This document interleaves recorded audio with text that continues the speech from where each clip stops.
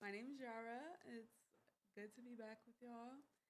Got a new setup. Shout out to my school. They have a podcast room, and today we're going to be using this space to discuss gender. So, I think something that's really fascinating about my subscribers is a lot of y'all are male, according to, YouTube analytics. And, I really just want to take advantage of this privilege of, having people present and listening. And to really just, shape and challenge perspectives. So today we're going to be talking about gender. And the reason why this has been on my mind so much lately, let me make sure I'm speaking into my little mic. The reason why I've been thinking about this lately is because I'll be off social media for like weeks at a time. And then I'll go back on, and there's so much like man hating rhetoric. And I think that is just like fascinating because I used to hate men. Okay. I used to really feel very passionately about this. And I don't even know why because my father is a very loving person, but honestly, I do kind of know why. It's because I would see my father as more feminine, and I hated the concept of masculinity itself, not actually hating men, but hating the concepts of domination, control, like feeling like I'm not allowed to be lazy and have to be always active. So I kind of took my frustration for that and really projected it on to patriarchy, which is indeed violent. Like there's not these feelings that I had didn't just exist in a void of like anger, like I'm angry for no reason. Like, one of my close friends growing up, she was dealing with sexual assault at like just such a young age, and it like really infuriated me that we're only 13 and she's already being violated by someone that told her that they loved her. And I just didn't understand how violence and love were supposed to be coexisting.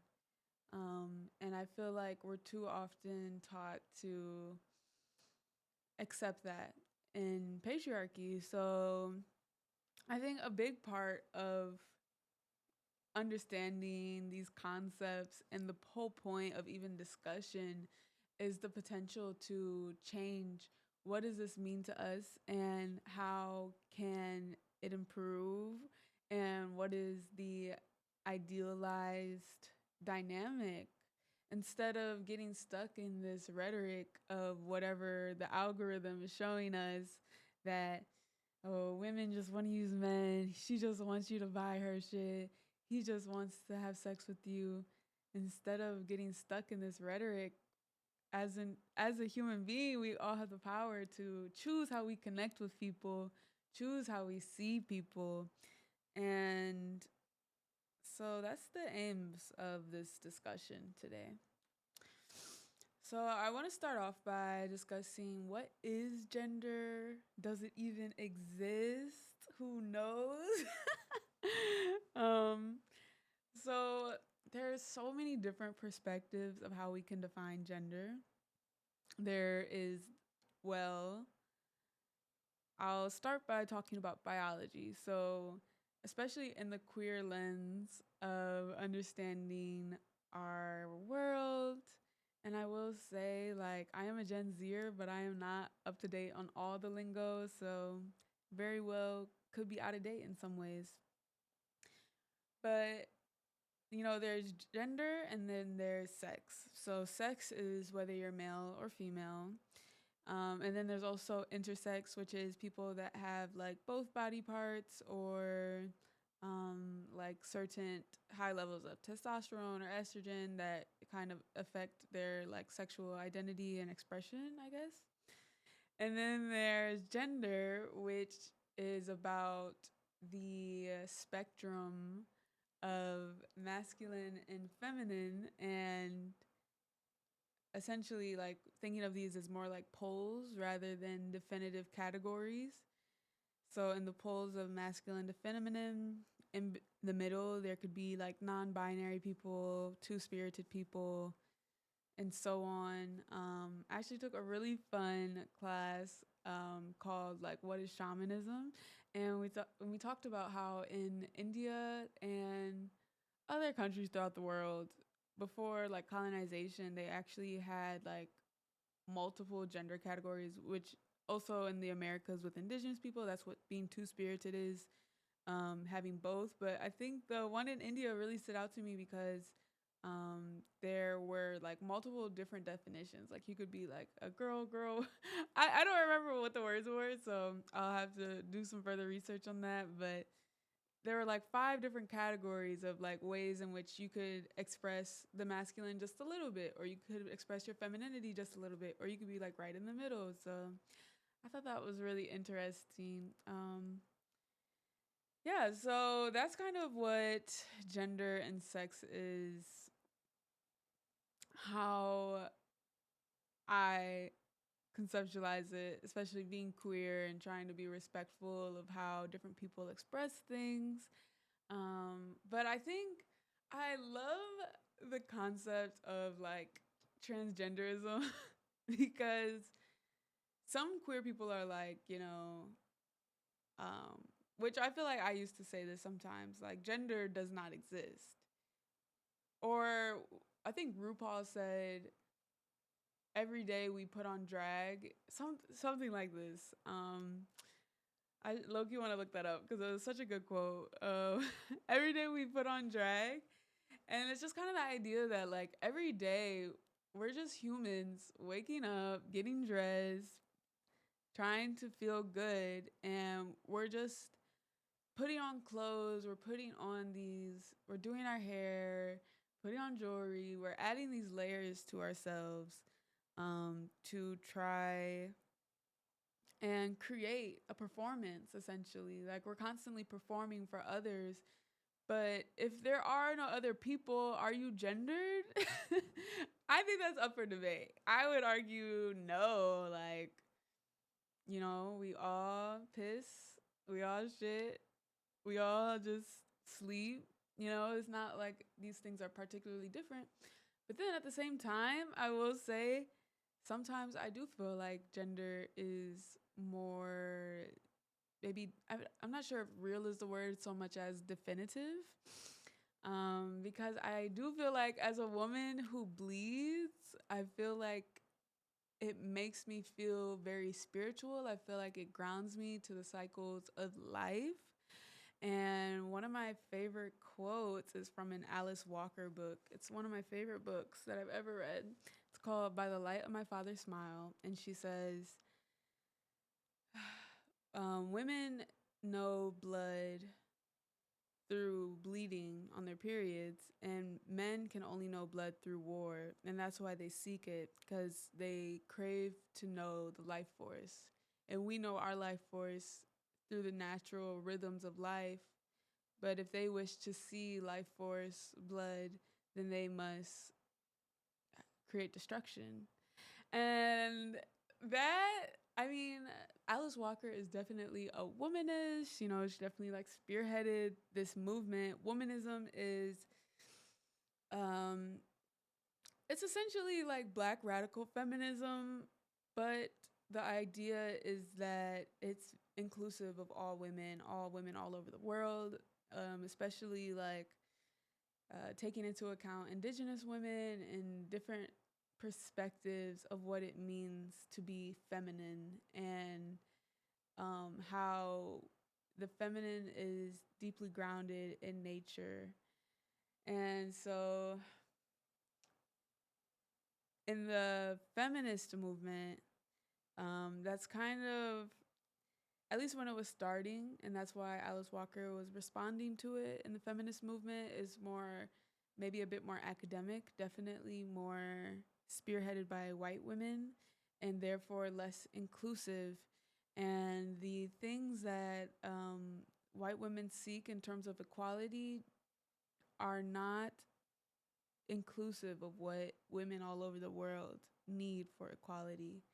So, an example of that would be like, um, for example, the feminist movement started with a lot of housewives being depressed in suburbia because they felt isolated. And then their husbands would be like abusive, and they didn't have any resources or community to reach out to for help. And of course, that's going to resonate with women all over the world. But in America, that was a very, when you take in the aspect of race, Black women were working. So there wasn't this same isolation. Um, so while uh, white women were advocating for, um, you know, stopping the isolation, having resources, creating community. Black women are were championing for at the same time racial equality and women's equality. And so what that meant was asking for fair wages with, you know, their white counterparts, but also with being a woman compared to black men. And so essentially, womanism is supposed to be more inclusive of what needs to be done in order to promote and to embolden the feminine. And so those are just some thoughts about what is gender, does it exist, how is it different from sex?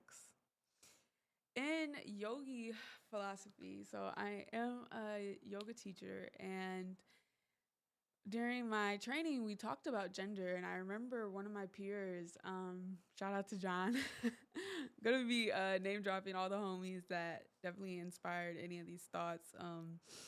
He was telling us, so we were talking about yoga, right? And one of the breath works that we do is called Nadi Shodhana, where you inhale into your left nostril, exhale into your right, inhale to the right, exhale to the left. And so the whole concept here is that our left body is our feminine side and our right body is our masculine side. And by doing this breath work, we are bridging the connection between these two polarities and creating balance in the body.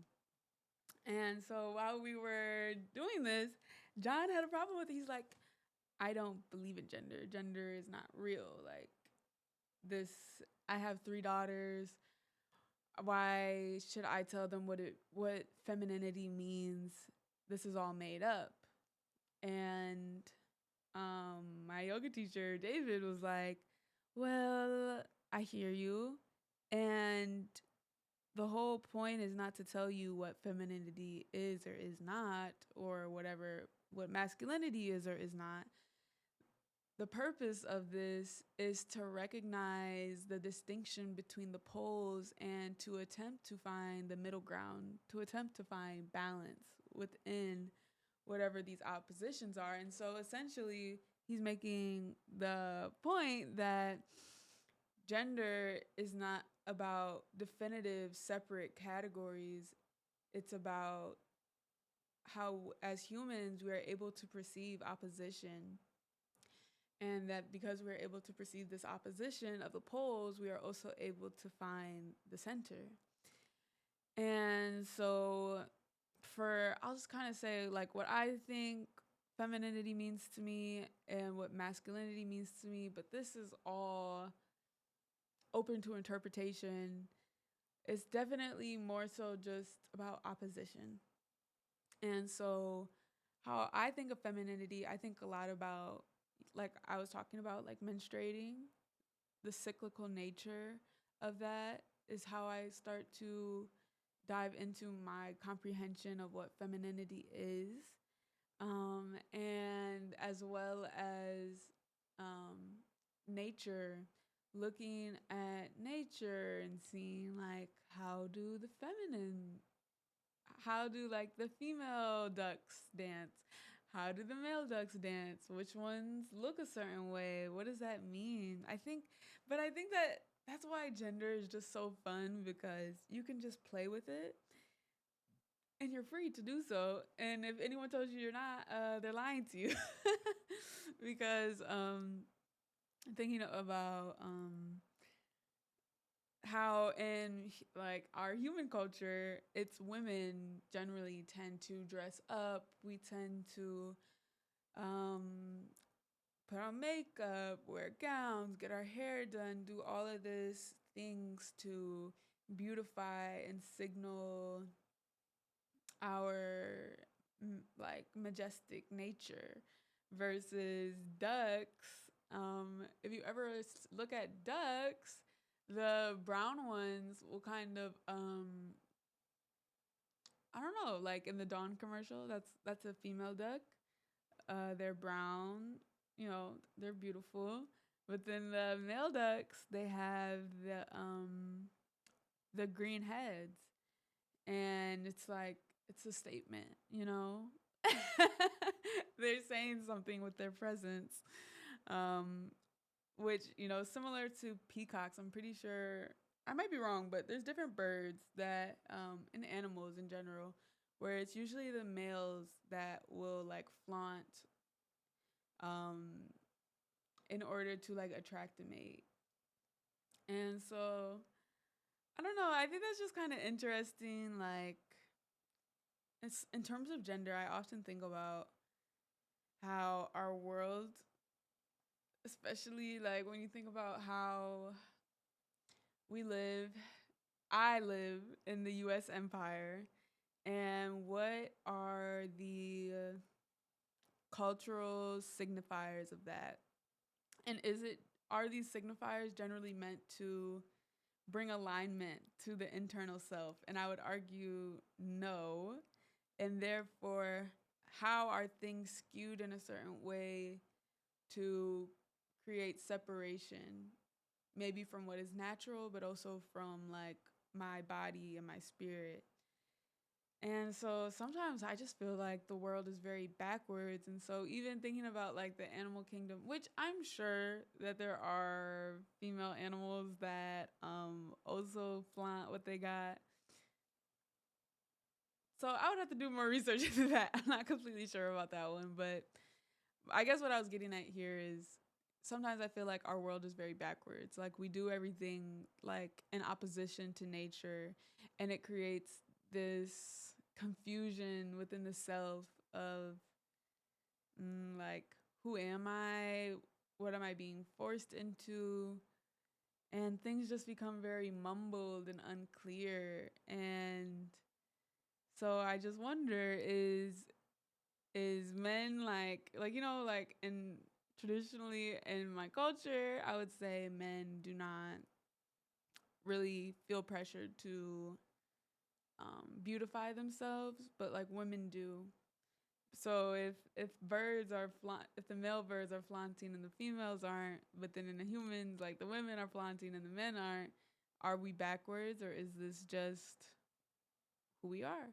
But I love beauty, and I'm definitely gonna talk about beauty another day, because there's just something so sacred about beauty, and like it doesn't, again, like gender, it doesn't mean anything inherently, but we give it meaning. And I mean, I know how I feel when I see something, someone, hear something, feel something that is beautiful, and it's just such a gift. And that's definitely something I want to discuss in the future.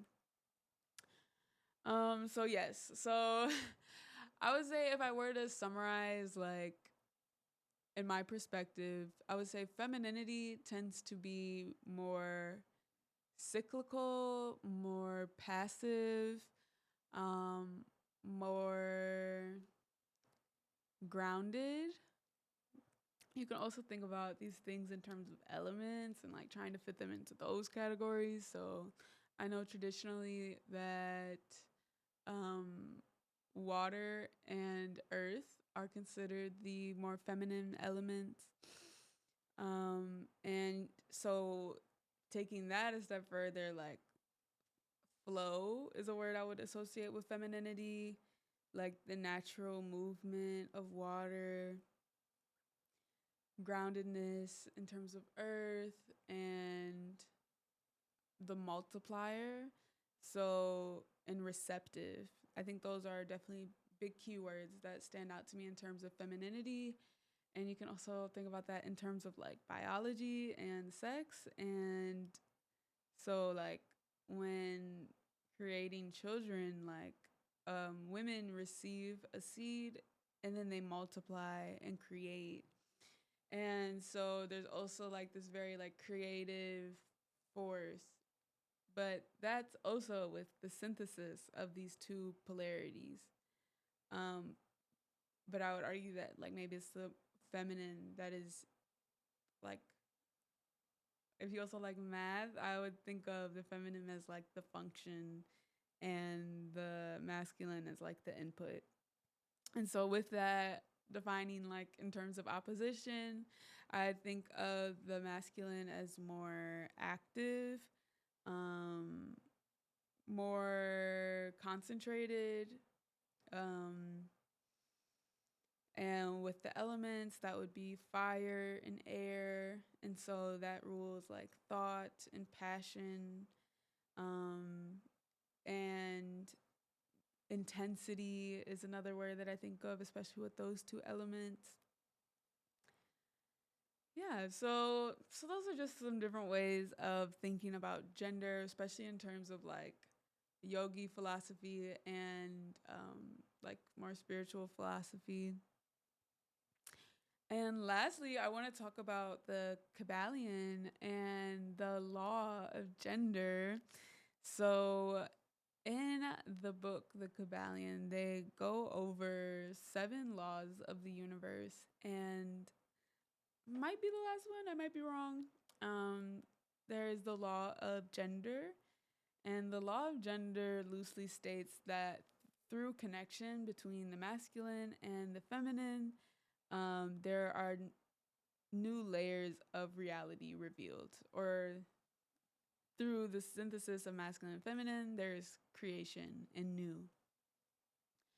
And so, like I was kind of saying earlier, you could think of that in like childbirth, but um, even I am a jewelry maker. Like I made this, and when I start with a piece, I am in my thoughts, in my masculine thinking, and then but that's actually interesting. Thinking, yes, but then I would say even before thinking, I'm invoking my imagination and connecting with my subconscious, which I would say is more feminine. And so, like, just getting to a state where, like, I am not forcing shit. I'm just sketching and doing what feels right, what feels intuitive, what is flowing through me, getting in tune with that. I would say that's like embracing my feminine. And then I think about, okay, how do I bring this image in my head into the material? I would say as I transition this idea into bringing it into fruition, that I'm engaging more with the masculine of like the actively doing, the sketching it out and then cutting it out. But there needs to be both in order for creation to occur. And so therefore, like the law of gender can talk about like how we create humans, but it's really about everything. Everything that we see in reality was once um, in the mental plane. It was somebody's idea. Somebody thought about this microphone and they're like, what if I had a device that could pick up what I was saying? Like just letting things flow. And I think that even connects to like I think there's such a mysteriousness in femininity. which I just love and appreciate. Um, there's something about it that just cannot be understood. We have to just let it dance through us. Because where does that come from? Where does that desire, where does that idea come from? We literally don't know and we can't know, but there's just something within us on a deep level that speaks to us and tells us that this is possible. I can bring this into fruition. Yeah. Um so I will say, like, this is definitely what I think about gender, and I think about this a lot in my personal life. How am I balancing my energies of my masculine and feminine? And in a patriarchal world where I am constantly expected to be doing, I have to really step back and remind myself that I am allowed to soften. I am allowed to rest. I am allowed to feel grounded. I do not need to commit actions in order to feel value, that my value is inherent, that there is something within me that understands, there's something within me deeply intuitive, that my spirit is present, and that in and of itself it is more than enough, and that I do not need to do anything on the material in order to prove the validity of my spirit, in order to prove the worthiness of my spirit, in order to prove the value of my spirit. Like, it already is. So that's something that I have to work towards, because our culture, my culture that I view around, does not encourage that. I am constantly, especially being a student, and I'm so excited to finish. I'm in my last semester at school, alhamdulillah. As I'm wrapping up school, I'm definitely just really excited to embrace my femininity. School puts me in a very masculine mode where, turn this in, do this. Are you applying to stuff? Are you doing enough? And it's great. I love opportunities. I love my life. I am so grateful for everything that I have and everything that I work towards, but I'm definitely seeking more of a balance. And so, like I was saying, on social media, so in real life I'll be working towards this, but then I'll go on social media and I'll see a crazy article trending, like on Vogue, why it's embarrassing to have a boyfriend. Like,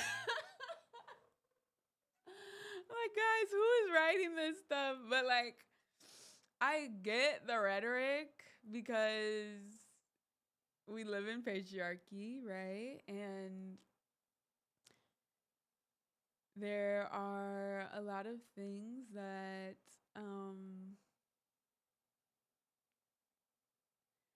don't. Okay, yes, the manosphere is a lot.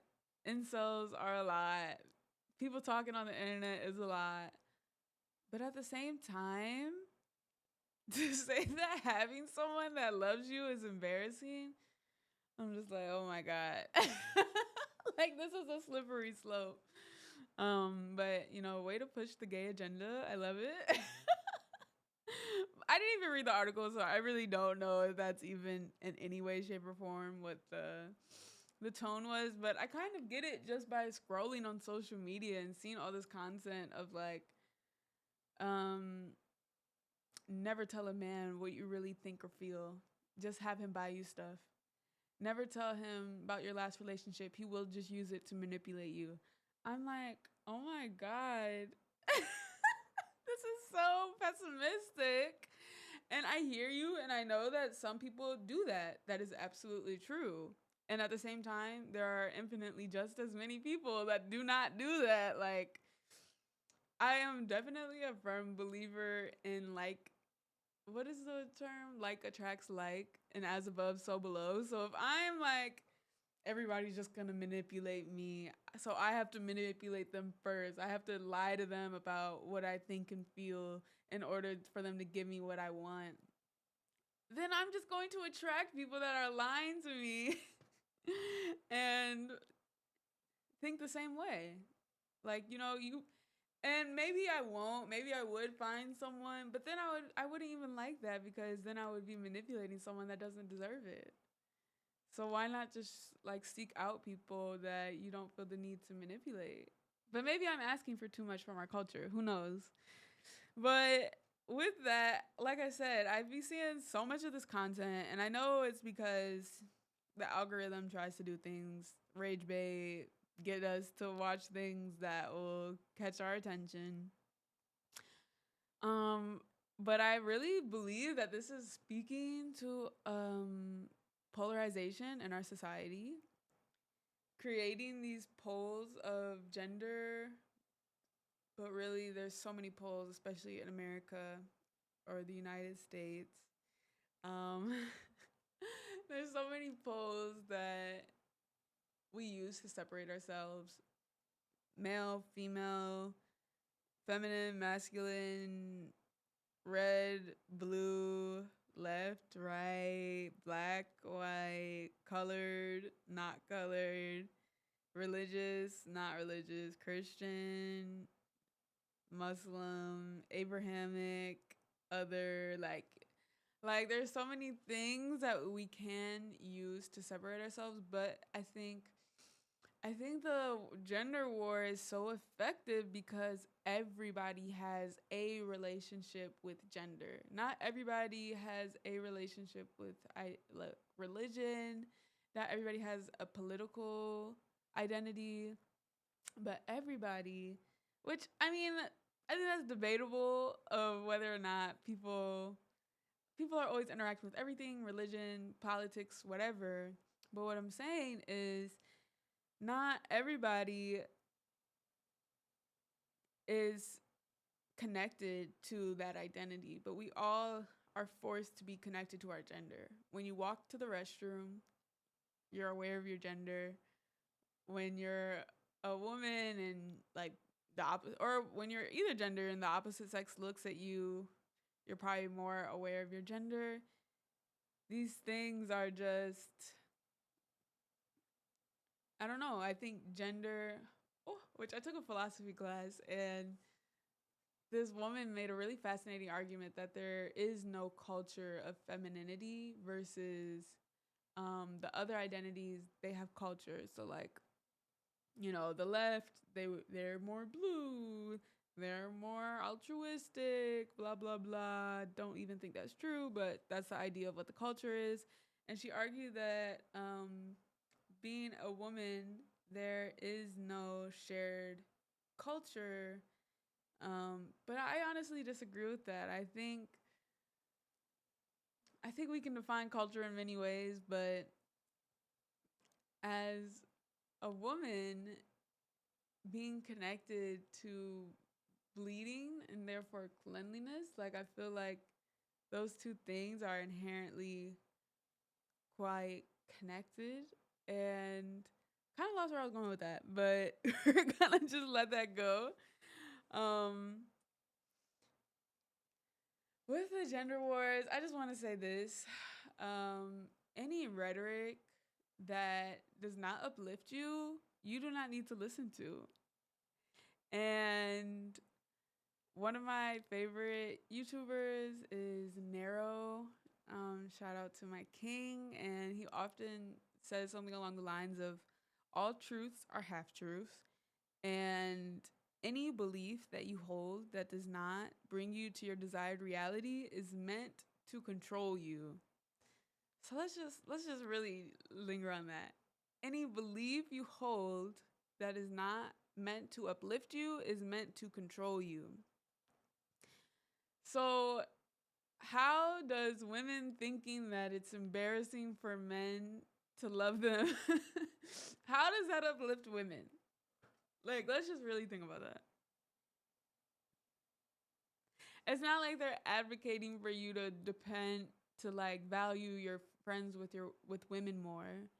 They're saying that you should like deny men access to you. Like I said, we're analyzing the title, didn't read the article, so but saying that, men shouldn't have intimate romantic access to you as a woman, how does that uplift you in your desired reality?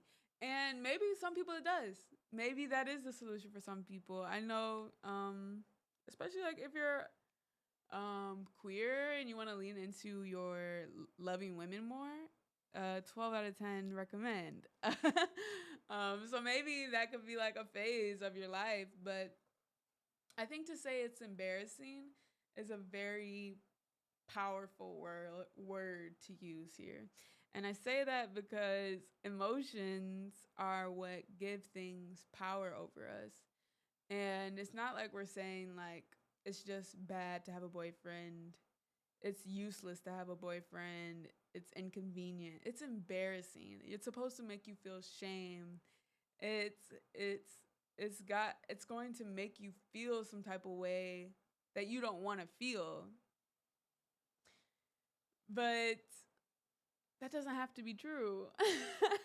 Especially if it's a man that you respect and value and think that his perspective is like enlightens you or pours into you, because like going back to the law of gender, like we do need masculinity in order to initiate abundance, the multiplication effect of the feminine. And I believe that, that masculinity can be expressed within oneself. It could also be expressed by a woman unto like a more feminine woman. I think there is a lot of fluidity within that, but I think especially like Vogue is probably mostly going to be like cis hetero white women in like their 30s reading that shit. And so if they're like straight and then they're like, "Oh, I should be embarrassed that I have a boyfriend," like how is that going to help them live the life that they want? I think that's just some food for thought. And I also think the gender wars are an illusion, but I do feel like it's real in a lot of ways because we make it real, which is like anything in the world. All these complex institutions of domination, from patriarchy, white supremacy, all of it, all the isms and shit. It's only real because we make it real. We subscribe to these identities. We partake in cultures that separate us from others. And just because we make it real, that doesn't mean it's good or bad, but it means that we have a lot of choice in what the implementation of it looks like. So in the gender wars, I feel like it's real because I meet men all the time that are like, well, not all the time, but too many. I've been on dates where boys will be like, well, one time I went on a date with this boy and he was like, oh, for our first date, I'm just gonna take you to get some tacos. The tacos were good. I had a great time. Well, I didn't have a great time because he was kind of weird, but the food was good. Like I literally had zero complaints. And then at the end of the day, he's like, "Yeah, like I had to make sure I was really fucking with you. Like I wasn't gonna like go all out because hoes just be wanting a free meal." I'm like, and he's like, "I wouldn't call you that, but I'm like, you're insinuating that you would assume." The assumption at the beginning is that yes, I am one of these like girls that just wants a free meal, and it's like, if you don't want that, then don't do that. Don't take women out. Like, but I don't even know how to really get into that. But I guess I just meet a lot of men that assume the worst out of me. And they assume like I'm shallow or I just want superficial things. And I've tried it sort of. I've tried to like, I don't I think everybody's different. I think some women do want that, and I also think that there's nothing wrong with that, especially if you're a man that wants to provide that. And like I said, when you give to women, they multiply with it. And so if you're a man and you choose to provide and to give to a woman, like she's going to take that and fucking like create. And I think that there's something like deeply beautiful about that. But I also feel like there's different ways in which you can give, and I'm definitely not advocating like um I guess what I'm advocating for is not to assume the worst in people. I think that's definitely the general what I'm advocating for, because I feel like I'll talk to my homegirls and they'll be like, "Niggas ain't shit. Niggas are so emotionally unintelligent," and I'm like, "The niggas you're talking to, like, why are you talking to him if you feel that way? Like, you have free will. You can go out, meet other people, and find someone, or you could take the time and energy to explain to him how to be more emotionally intelligent, but you can never force someone to listen to you." And so I just feel like this law of gender, right? The ability to take the masculine and the feminine, and to, when they're brought together, they reveal new layers of reality, they create new things. We can apply that to the personal, and we can also apply that to the social. Um, so for me, what does that look like? It means nourishing the parts of me that want to be active, but also making sure that I'm resting and that I meditate, or I take time to indulge into my subconscious mind. There's a lot of things that can be done, but if I'm not creating this balance, then I'm not going to be revealing to myself like the reality that I want to live in. I feel like in our patriarchal society, it's very easy to get wrapped up in the doing, doing, doing. Consume, consume, consume. Watch this, eat this, exercise, text your friends, do this. But I think I think the masculine definitely operates more on the material realm, and I think that the feminine is more of the spiritual realm. And if we stay on the material realm, then that's the only place we'll ever be. But if we go to the spiritual realm, then we get to create new layers of reality. We get to create new and see new innovations, and to be in the frequency of different materials. We don't have to be stuck. And I feel like operating from the masculine is definitely, in a way, very stagnant, because like the feminine is very cyclical, it's constantly changing. And so there's just so much potential in the feminine, and that must be respected. And I love respecting that by resting, meditating, reflecting, being in nature, doing breath work. I know for me, like swimming is very meditative. And it's like literally anything could be you diving into your femininity. It's you deciding what that means to you.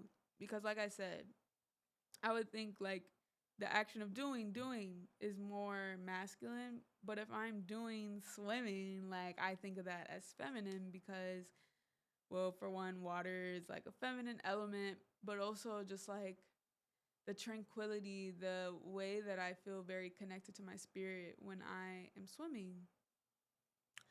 So, once again, I just feel like gender is this thing that you connect with on your own terms, but there must be a balance if you want to make your life what you desire.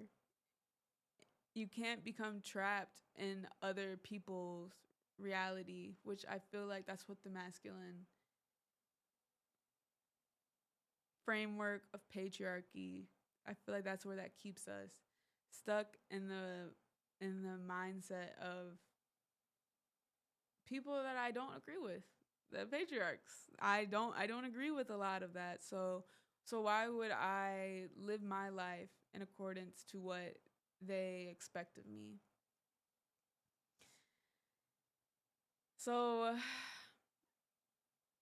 one thing that I really want to talk about is being in a queer relationship. I am non monogamous and I have a long distance girlfriend.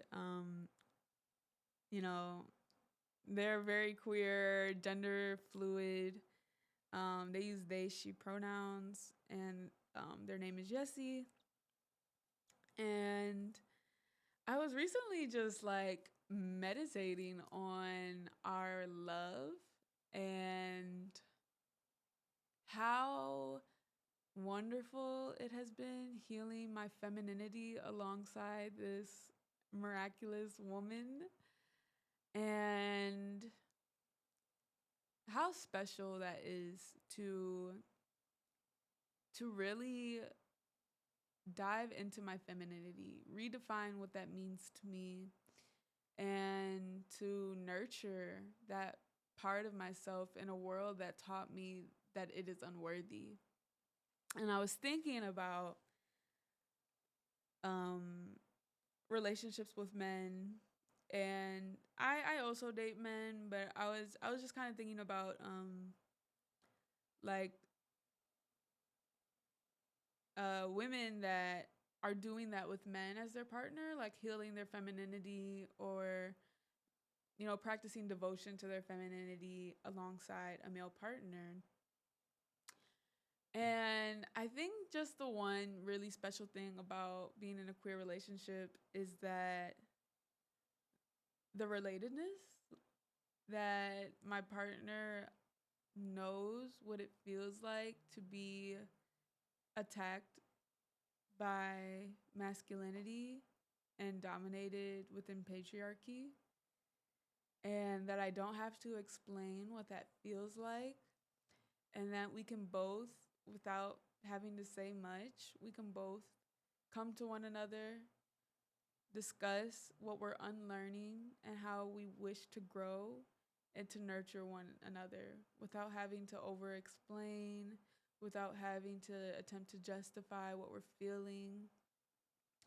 I was recently doing a metal workshop, and I told the woman about my project. I'm working on a project about environmental racism and showcasing like Black bodies healing, and kind of taking more of a wider lens of Africanisms and things related to Black culture and healing as an act of resilience and growth as an act of resilience. So I'm working on like making a pair of earrings that look like peanuts, another pair that looks like sugar canes.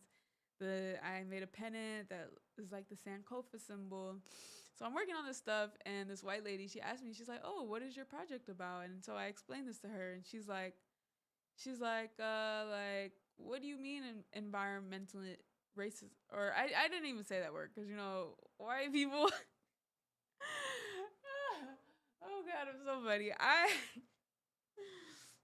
using terms like racism in front of white people can sometimes just lead to like a hostility within them that I don't care to trigger. so I'm like, I'm talking about environmental justice and advocating for Blackness and resilience. And she's like, well, doesn't everybody deal with that? And I don't feel like she was trying to be rude or anything. She's just ignorant, right? And all I said was, like, people of color have to deal with it first. They're dealing with it right now. Climate change is more of a down the line problem for a lot of people. And I will say in LA, it's not for for a lot of white people. Like there's a lot of white people having to deal with fires, of course, but at the same time, which communities are most quickly reinvested into, which communities have the fire, but then also air pollution and then also manufacturing pollution. Where are these companies putting their factories, and who has the power to tell them no? And so I say this because I was just kind of thinking about how I had to explain that to her, and I don't even know if she heard me. Versus when I talk to Black people about this project, they're like, oh, that's awesome. Like, I already understand what you're talking about, which I think is just the complexity of art is who is your audience? Do they already know what you're talking about? How do you explain? And so tying this back to gender and like paying devotion to my femininity, I was, you know, really, I remember when I met Yessie, I was taking a step back from my relationships with men. I felt like I was constantly putting myself in dynamics where I was not getting what I wanted, and that was my choice to put myself there. And I also had always wanted to explore my queerness, but I was afraid. And so I just was taking a step back from, kind of dating in general, but also letting things play out as they do. And so when I met Yessie, we would just both talk about like our wounded feminine and feeling dominated. And as we came to one another with so much intention and sincerity and vulnerability, I feel healed in so many ways. And they definitely remind me that I am worthy of exactly what I desire, and that together we can work towards the things that we dream of and envision. And of course, this can be done with a male partner, but I just want to say like how grateful I am that I don't have to explain it. And of course, there's still things that I will explain, especially like being a Black woman and our different experiences there. Um, but yeah, but like I was saying as well, you can always find a partner that wants to nurture you and help you heal the things that you're working on. And that gender doesn't have to be a part of that. But I just love queerness because you have to have a lot of fearlessness.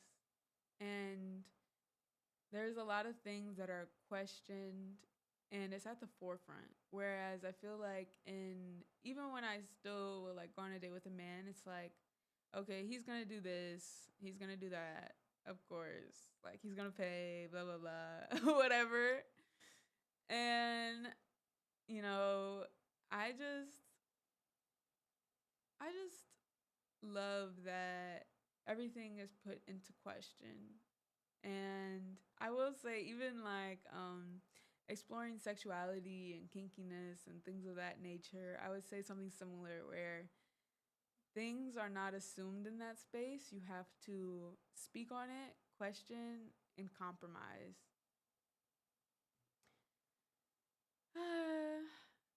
Yeah. So I just want to leave you off with this question. Um,